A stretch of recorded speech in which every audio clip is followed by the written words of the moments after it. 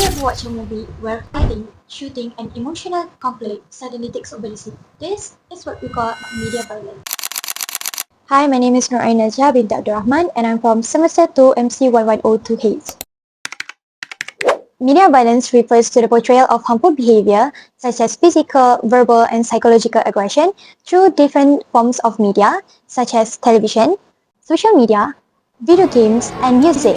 In movies and films, media violence is often used to create drama, tension, or excitement in storytelling.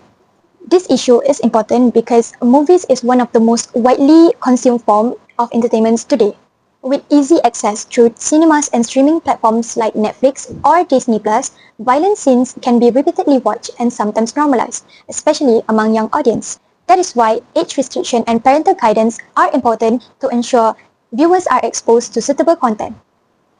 In films, violence can appear in different ways. Sometimes we see physical violence like fights, shootings, or characters getting hurt. There is also verbal violence, which is not about actions but words.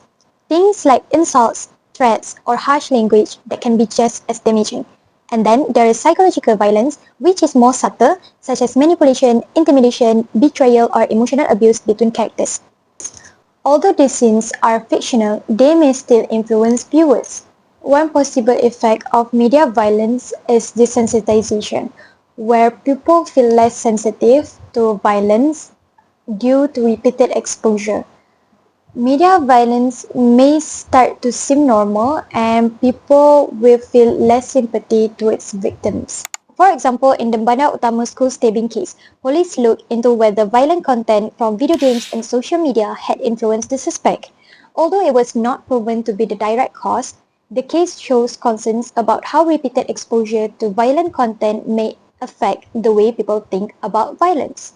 From my observation, violent scenes in movies are often shared on social media, making them even more visible and sometimes normalized among audience.